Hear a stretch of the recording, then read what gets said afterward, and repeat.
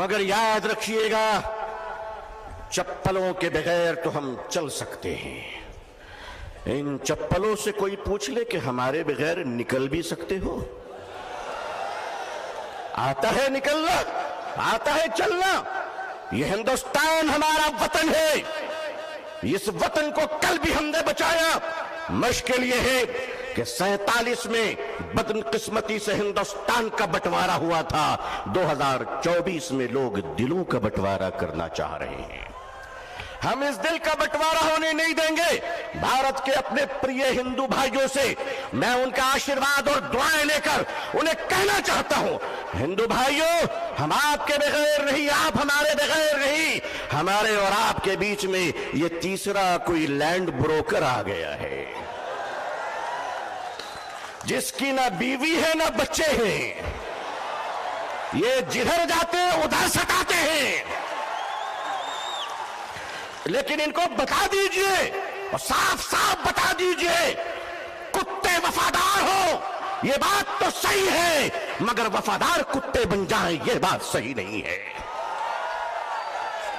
क्या समझ रखा है?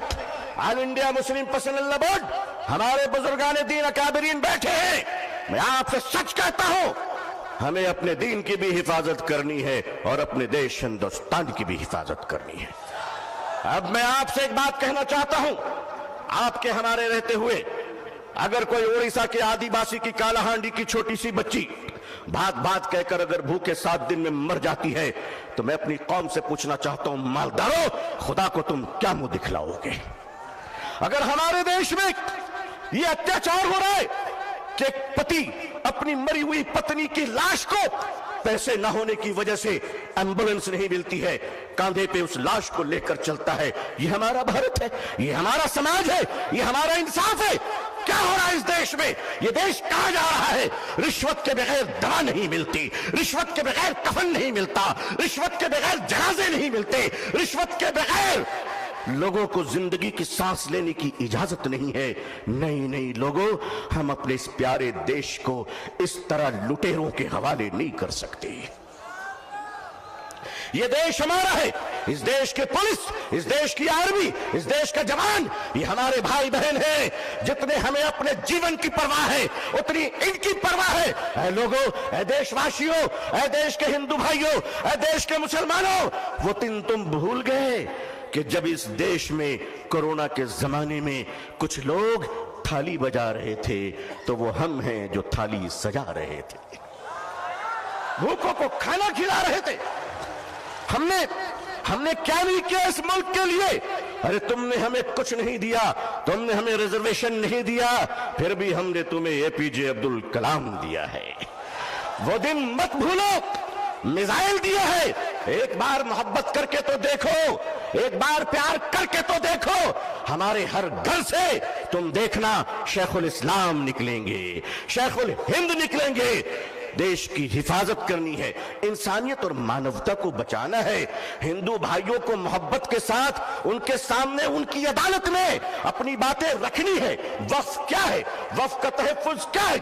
ये बिलीवर्स की चैरिटी है। वक्फ की जमीनें जो हमारे पूर्वजों ने, हमारे बुजुर्गों ने, हमारे पुरखों ने, हमारे बाप दादाओं ने एक चैरिटी की थी, मानवता के लिए, इंसानियत के लिए, लोगों के खाने पीने के लिए, लोगों को जीने के लिए। आज उस जमीन पे आपकी नजर क्यों पड़ गई?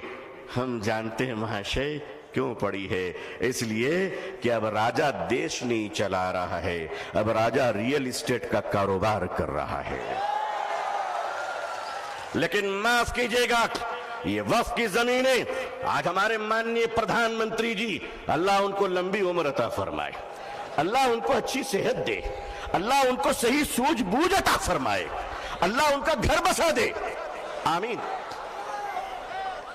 आज आप कहते हैं कि हम खत्म करके रहेंगे, ठीक है। अगर लोकतंत्र पे शक्ति तंत्र का अहंकार चलेगा, तो मैं भी अपने बुजुर्गों की जूतियों में बैठकर कह देना चाहता हूं कि हजरत, अब हम अदालत के दरवाजों पे भीख नहीं मांगेंगे। अब ये कह देंगे कि अगर संसद तुम्हारी है तो सड़क हमारी है।